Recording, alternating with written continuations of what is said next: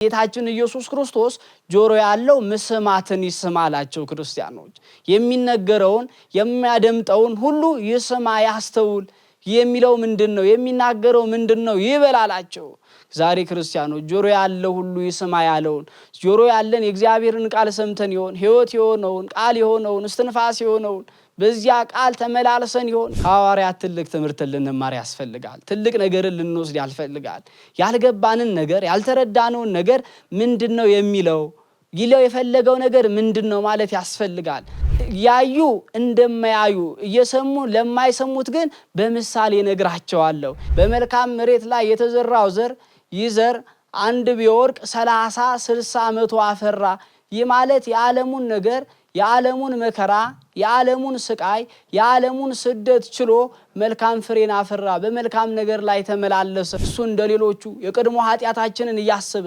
የቀድሞ በደላችንን እያሰበ ነው በድለህ ይኖርሃል ኃጢያትን ሰርተ ኖርሃል በኃጢያት መንገድ ተመላሰ ኃጢያትን እየሰራ ኖርሃልና አንተ ንስሐን በትገባ አልምርህም የሚል አምላክ አይደለ በስመ አብ ወወልድ ወመንፈስ ቅዱስ አሐዱ አምላክ አሜን ተባረክ እግዚአብሔር አምላከ አበዊነ ለዘአብጽሐነ እስከዛቲ ሰዓት ለዚህች ዕለት ያደረሰን ያገዘን የደገፈን የአባቶቻችን አምላክ የእኛም አምላክ ልዑለ ባሕርይ እግዚአብሔር ስሙ የከበረና የተመሰገነ ይሁን።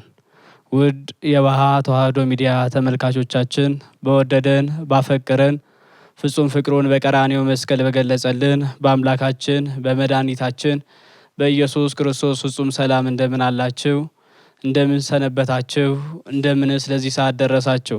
አሜን። ኃጢአታችንን ሳያስብ በደላችንን ሳይመለከት በምሕረት ዓይኑ እየተመለከተን እዚህ ያደረሰን የረዳን የደገፈን በሐዘናችን በደስታችን ባጣን በነጣን ሰዓት ሰው ሲርቀን እሱ ግን ሳይጸየፈን በኃጢአት ወድቀን በበደል ውስጥ ሆነን እየጠበቀን እየረዳን እያገዘን እዚህ የደረሰን የአባቶቻችን አምላክ የእኛም አምላክ ልዑለ ባሕርይ እግዚአብሔር ስሙ የከበረና የተመሰገነ ይሁን።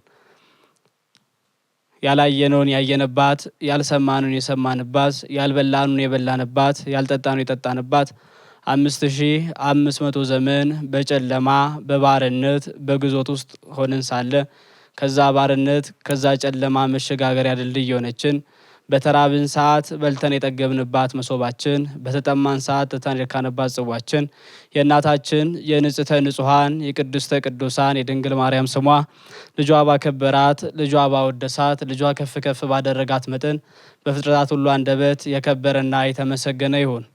መላእክት፣ ጻድቃን፣ ሰማዕታት፣ ነቢያት፣ ሐዋርያት፣ አርድእት፣ ደናግል፣ መነኮሳት ስለኔና ስለናንተ ኃጢአት የሚለምኑ በዚህ ጊዜ በዚህ ዘመን ገዳም ገድመው በዓት ዘግተው ያሉ ቅዱሳን አባቶች ሁሉ ስማቸው የከበረና የተመሰገነ ይሁን።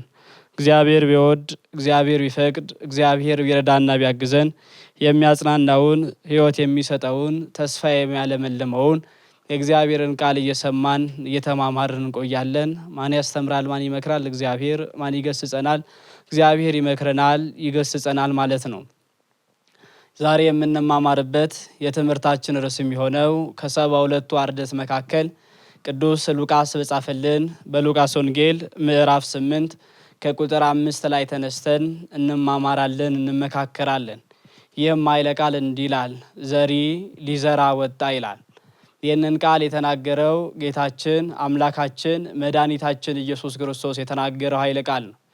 ይህ ቃል የተነገራቸው በሰዓቱ ከዋለበት እየዋሉ ካደረበት እያደሩ ትምህርቱን 3 ዓመት ከ4 ወር የተማሩትን ትምህርት ደግሞ በተግባር ላይ እየዋሉ ለሐዋርያቱ ለአርድእት እንዲሁም ደግሞ ከስንዴ መካከል እንክርዳድ እንደማይጠፋ ከቃሉ እውነተኛውን ቃል ትተው የሐሰት ትምህርት አስተማረ እያሉ ሊከሱት የሚፈልጉት ፈሪሳውያን ጭምር ከብዙ መከራ ከብዙ ስቃይ ከብዙ ሐዘን እንዲያሳርፋቸው ይከተሉት ለነበሩት ሕዝብ የተነገረ ቃል ነው።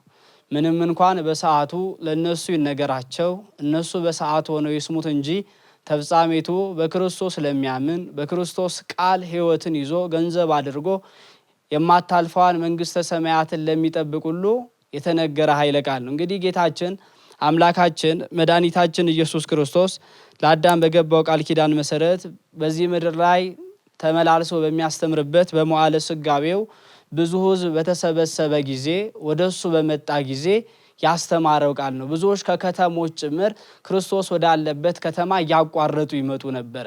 ምክንያቱም ክርስቶስ ጋር የሚመጡት ሐዘናቸው የነበራቸው በደስታ እየተለወጡ፣ ሕመም የነበረባቸው ከሕመማቸው እያረፉ ይሄዱ ስለነበረ ብዙ ሰዎች ወደ ክርስቶስ ይመጣሉ። ምክንያቱም እሱ በሐዘን ውስጥ ላሉት፣ በችግር ውስጥ ላሉት፣ በስቃይ ውስጥ ላሉት፣ በመከራ ተውጠው መከራው ጨንቋቸው ላሉት ከመከራቸው ያድናቸው ነበር። አይተናል። ጌታችን አምላካችን መድኃኒታችን ኢየሱስ ክርስቶስ በመዓለ ስጋቤው ብዙ ሰዎችን ከመከራ ያድናቸው ነበረ።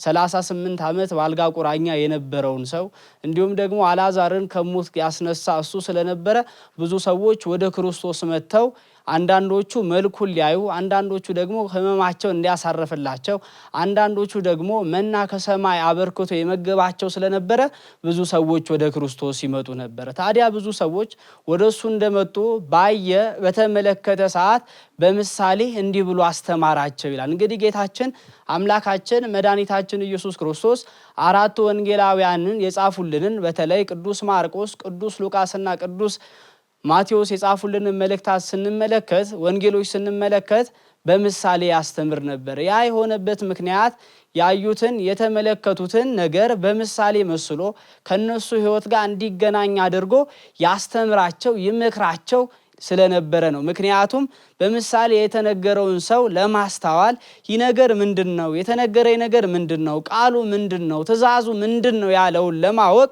በምሳሌ ያስተምራቸው ነበረ።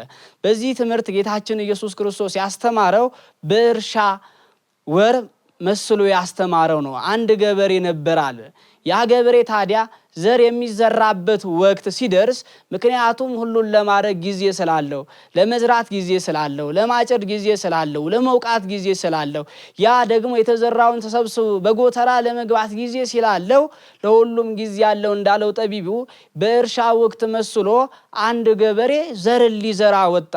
ያማረውን የተዋበውን በዚያ ምድር ላይ ዘርቶ ከዚያ ደግሞ አትርፎ የሚያስገባበት ወራት ሲደርስ ዘር ሊዘራ ወጣለ። እንግዲህ በሀገራችን በኢትዮጵያ ዘር የሚዘራበት ወቅት ብላ ቤተክርስቲያን የምታስበው ከሰኔ 26 ጀምሮ ያለው ነው። ታዲያ በዚያ ጊዜ ያ ሰው ዘሩን ሊዘራ ሲወጣ የመጀመሪያው አንዳንዱ ዘሮች በመንጓራ መንገድ ላይ ወደቁ ይላል።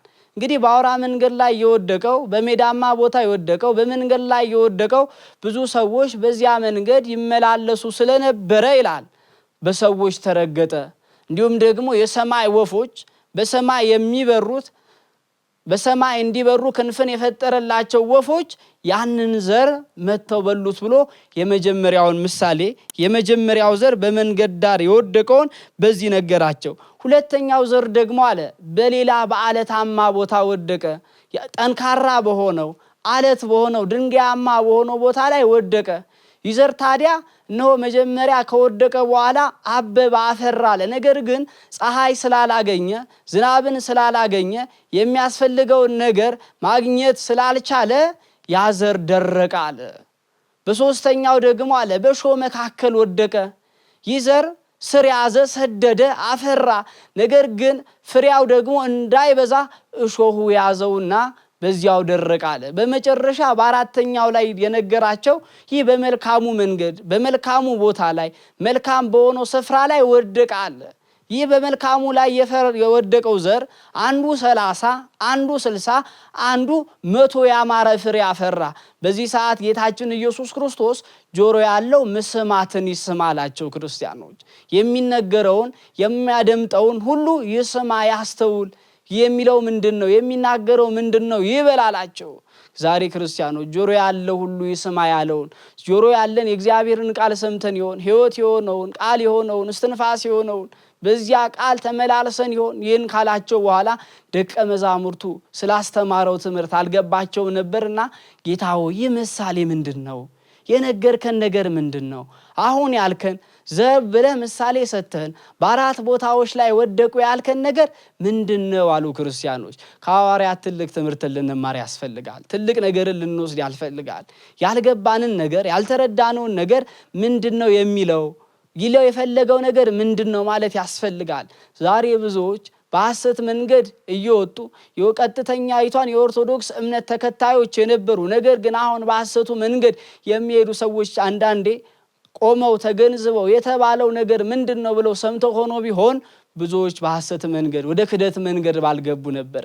በዚህ ጊዜ ጌታችን ኢየሱስ ክርስቶስ እናንተስ አላቸው የመንግስተ ሰማያትን ምስጢር ታውቁ ዘንድ ተፈቅዶላችኋል። ዘላለማዊት የሆነችው የማትጠፋውን የማታልፈውን በጊዜያት የማትወሰነውን ገደብ የሌላትን ታውቁ ዘንድ ተፈቅዶላችኋል።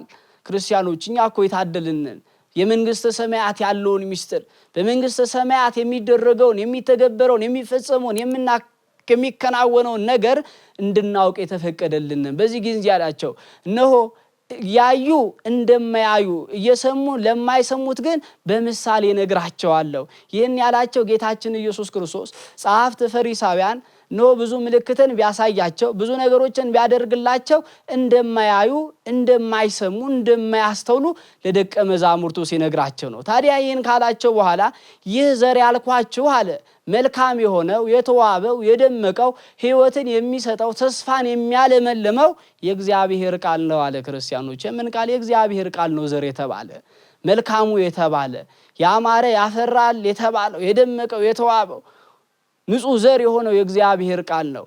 አንዱ ሲወርቅ በዘር ተመስሎ አንድ ዘር ሲወርቅ በመሬት ብዙ እንደሚያፈራ የእግዚአብሔር ቃል በሕይወታችን አንድ ቃል ብዙ ታሪክ ይለውጣል። አንድ የእግዚአብሔር ቃል አንዷ ቃሉ ተስፋ የቆረጠን በሐዘን ውስጥ ያለ በጭንቀት ውስጥ ያለ መከራ ውጦት ጭንቀት አጋጥሞት ያለውን ሰው ሕይወትን የሚሰጥ ነው ዘር የተባለው የእግዚአብሔር ቃል ነው።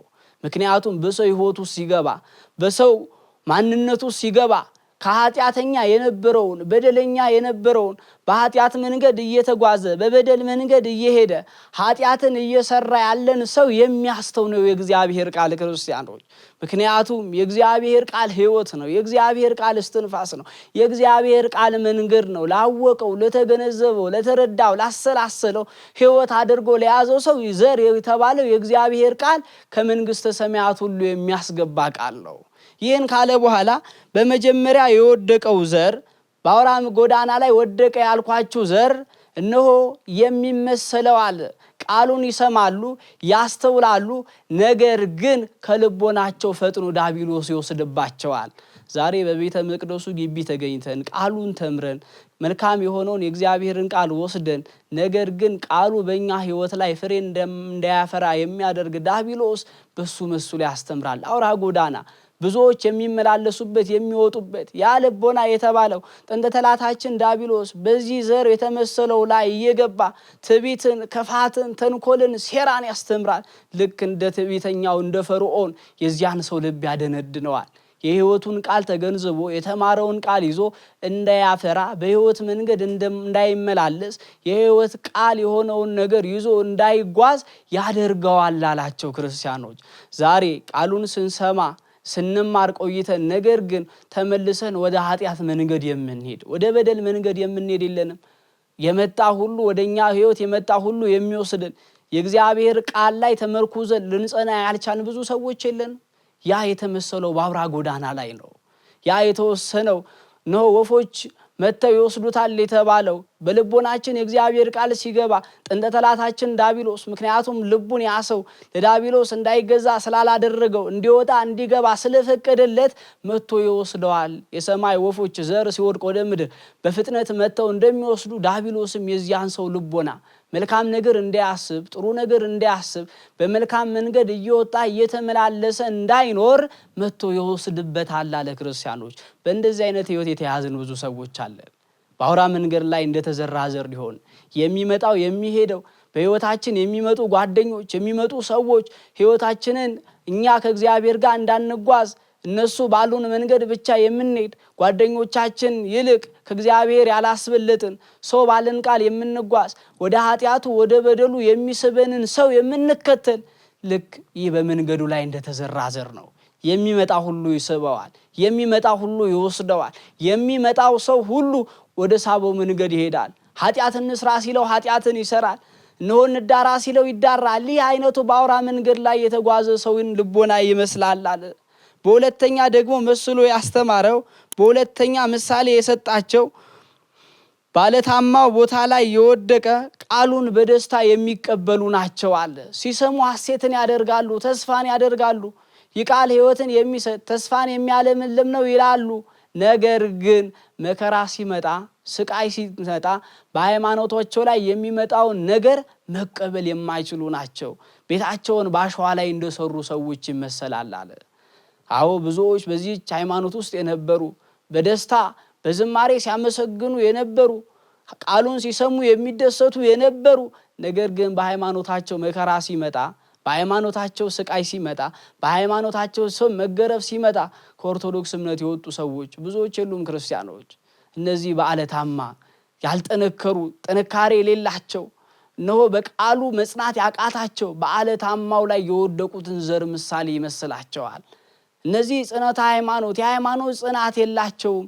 በሃይማኖት ማፍራት በሃይማኖታቸው ላይ ተመርኩዘው ሰማያዊውን ነገር ማሰብ አይችሉም። ጊዜያዊውን ነገር ያስፈላቸዋል። ጊዜያዊ መከራ ያስጨንቃቸዋል። ጊዜያዊውን ነገር ፈርተው ዘላለማዊ ሕይወትን ያጣሉ። ስጋቸውን የሚገሉትን ይፈራሉ። እነዚህ በዓለት ላይ የተመረኮዙ ናቸዋል። ምክንያቱም ጥንካሬ የላቸውም። በዓለት ላይ የሆነ ሊዘሩ ዝናብ ስለማያገኝ ያ የደረቀ ስለሆነ እነሱም በሃይማኖታቸው ያልጠነከሩ ስለሆኑ መከራ ሁሉ የሚያስቸግራቸው፣ መከራ ሁሉ የሚያስፈራቸው፣ መከራ ስቃዩ ስደቱ የሚመጣው ነገር ሁሉ ስለሚያስፈራቸው በዚያ ነገር ሊጸኑ አይችሉም። በዓለት ላይ የተባለው ዘር በዓለም ነገር በቃሉ የሚደሰቱ ነገር ግን ፍሬ የማያፈሩ መከራና ስቃይ የሚያሸንፋቸው ናቸው አለ። በሶስተኛው ላይ ያስቀመጠው በሾህ መካከል የተዘራው ዘር ይህ ዘር ስር ሰዷል፣ ቅርንጫፍ አውጥቷል። ነገር ግን ፍሬ ማፍራት አቃተው። ምክንያቱም በሾህ ተይዟል፣ በሾህ ተከቧል።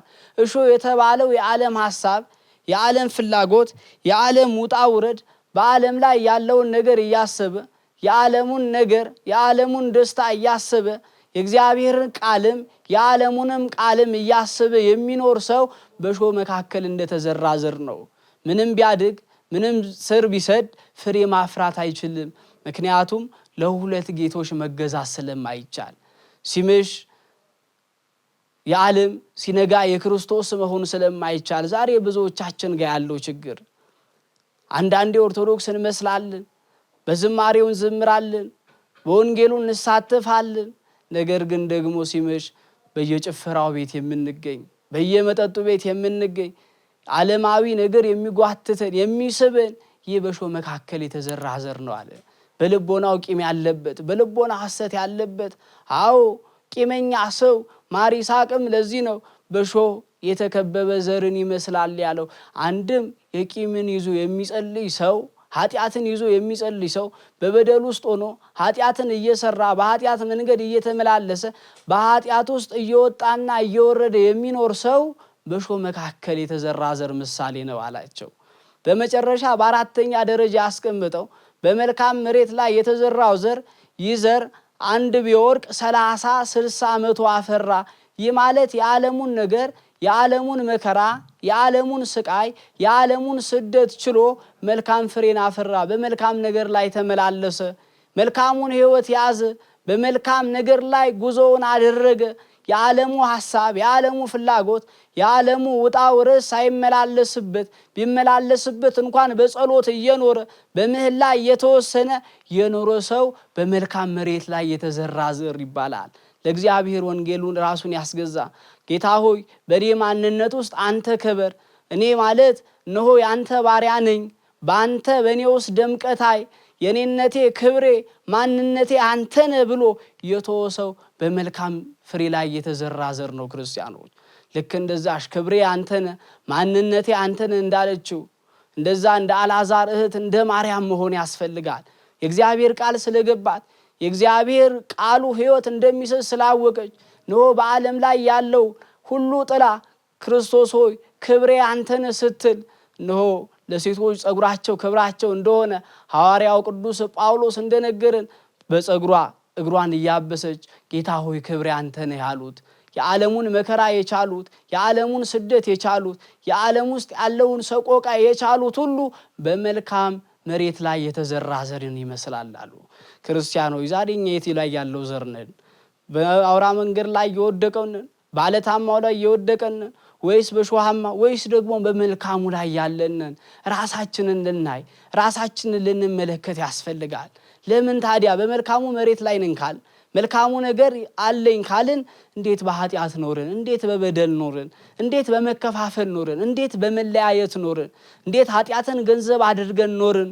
የጨለማን ሥራ የባርነቱን ሥራ ተዋርስን ራሳችንን ለእግዚአብሔር ከማስገዛት ይልቅ ለኃጢአት ለበደል እያስገዛን ለምን ኖርን?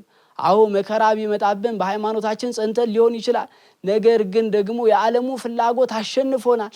ያ ማለት ዘሩ ቢዘራብን ብናድግ ነገር ግን ፍሬ ልናፈራ ያስፈልጋል። አዎ ጌታችን ኢየሱስ ክርስቶስ ፍሬ ይፈልጋል ከእያንዳንዳችን። በእኔ የሚኖር ፍሬ ያፈራል ያለው በክርስቶስ ኖርን ካልን ደግሞ ፍሬ ያስፈልገናል። መልካም የሆነው ያማረው የተዋበው የደመቀው መልካሙ የሆነ ሲታይ እነሆ ለመስዋዕት እንደሚቀርበው ፍሬ ልንሆን ያስፈልጋል። ፍሬ የሌለው ሰው ፍሬ አልባ የሆነ ሰው በክርስቶስ ዘንድ ዋጋ የለውም። ያለ ዋጋ ደግሞ የሚኖር ዋጋ ደግሞ የሌለው ሰው በክርስቶስ ዘንድ ምን ጥቅም አለው? ክርስቲያኖች በመልካም መሬት ላይ ልንዘራ መልካም ነገር ልናብብ ያስፈልጋል። በመልካም መሬት ላይ የተዘራ ዘር በንስሐ ሕይወት የተመላለሰ ነው። አዎ የማይበደል የለም። ከአምላክ ሕግ ከአምላክ ቃል ወጥቶ የማይኖር የለም። ነገር ግን ጌታ ሆይ በድያለሁ፣ ኃጢአትን ሰርቻለሁ፣ እነሆ በሾሃማው ዘር መካከል ወድቄአለሁ፣ ነገር ግን ከሾሃማው ዘር መካከል አንሳኝ፣ በመልካሙ ዘር ላይ እንደወድቅ አድርገኝ ልንለው ያስፈልጋል። ብዙዎች በድለዋል፣ ብዙዎች ኃጢአትን ሰርተዋል። ነገር ግን ከኃጢአት ወጥቶ መመለስን ነው እግዚአብሔር የሚያየው። እግዚአብሔር የቀድሞ ኃጢአታችንን የቀድሞ በደላችንን ቀድሞ ያደረግነውን ቀድሞ የሰራነውን ቀድሞ ከሕግ ወጥተን የተመላለስነውን ዘመን አይቆጥርብንም። በንስሐ ከተመለስን በንስሐ ሕይወታችንን ብቻ ነው የሚያየው። እሱ እንደሌሎቹ የቀድሞ ኃጢአታችንን እያሰበ የቀድሞ በደላችንን እያሰበ ነው በድለህ ኖርሃል፣ ኃጢአትን ሰርተ ኖርሃል፣ በኃጢአት መንገድ ተመላሰ ኃጢአትን እየሰራ ኖርሃልና አንተ ንስሐን በትገባ አልምርህም የሚል አምላክ አይደለም። እንኳን እኛ ደካሞቹ ጻድቅ እንኳን 7 ጊዜ ይበድላል ክርስቲያኖች። ነገር ግን 7 ጊዜ ቢወድቅ የሚነሳል ነው የተባለው። በክርስቶስ ያመነ ጌታ ሆይ በድያለሁ እንበለው። ኃጢአትን ሰርቻለሁ፣ አመንዝሬያለሁ፣ እኔ ያለሁት መከራ ሲመጣ ካንተ እሸሻለሁ፣ ረሃብ ሲመጣ ካንተ እሸሻለሁ፣ የዓለሙን ስቃይ አስፈርቶኝ ካንተ እሸሻለሁ። ነገር ግን በዚያ ሕይወት ውስጥ ልኖር አልፈልግም። በመልካሙ መሬት ላይ ነው መዘራት የምፈልገው። መልካሙን ዘር ነው የምፈልገው። በመልካሙ ቦታ ወድቄ በአንተ ሕይወት ውስጥ ኖሬ አብቤ ደምቄ ልታይን በለው ክርስቲያኖች። ስለዚህ እኔና እናንተ ዛሬ ያለ ነው በየትኛው ነው? ከዚህ ውስጥ ደግሞ እነሆ በአውራው መንገዱ ላይ ከሆንን የሚመጣ ሁሉ የሚሰበን የሚጥለን ከሆን እንዴት መውጣት አለብን? አንደኛ የእግዚአብሔርን ቃል ማወቅ። ዘር የተባለው የእግዚአብሔር ቃል አይደል? የእግዚአብሔር ቃሉ ምን ይላል? ሕጉ ምን ይላል? ትእዛዙ ምን ይላል? እንዴትስ አድርጌ ከኃጢአት ልውጣ? እኔ መንገድ ነኝ ብለሃል። አንተ መንገድ ከሆንክ የኔን የወደቀውን መንገድ አስተካክልልኝ፣ አቅናልኝ፣ በአንተ መንገድ ተመላልሽ አንተን እንዳገኝ እንበለው። ያኔ ውስጣችን እየተመላለሰ እንደ ወፍ የሚነጥቀን ዳቢሎስ የእግዚአብሔር ቃል በእኛ ሕይወት ላይ እንዳያፈራ የሚያደርገንን ዳቢሎስ ልናሸንፈው እንችላለን። አዎ መከራ ሲመጣ የምንፈራውስ እንዴት እናምልጥ? ከመከራውን ተቋቁመን መከራውን ችልን በእግዚአብሔርን ይዘን ከመከራው መውጣት እንዴት አለብን ካልን ደግሞ እሱንም እንዲሁ በጸሎት ማሸነፍ እንችላለን። ጸሎት የማይፈታው ስለሌለ። ስለዚህ በየትኛው ዘር ነው ያለሁት ብለን እናስብ። በየትኛው ማንነት ውስጥ ነው ያለሁት? እንዴት በመልካም ላይ እንደተዘራው በእግዚአብሔር ቃል ኖሬ 30 60 100 ያማረ ፍሬ ማፍራት አቃተኝ፣ በዚያ ሕይወት ውስጥ መመላለስ ለምን ከበደኝ የሚለውን ሁላችን ራሳችንን ልንጠይቅ ያስፈልጋል። በመልካሙ መሬት ላይ ተዘርተን መልካሙን ቃል ይዘን አብበን ደምቀን ጌታችን አምላካችን መድኃኒታችን ኢየሱስ ክርስቶስ በሚመጣ ጊዜ እናንተ የአባቴ ብሩካን እንድንባል አምላከ ቅዱሳን ይፍቀድልን። ዘር ሊዘራ ወጣ። የሉቃስ ወንጌል ምዕራፍ 8 ከቁጥር 5 ያስተማረን የመከረን የገሰጸን የአባቶቻችን አምላክ የእኛም አምላክ ሉለ ባሕርይ እግዚአብሔር ስሙ የከበረና የተመሰገነ ይሁን። ይቆየን።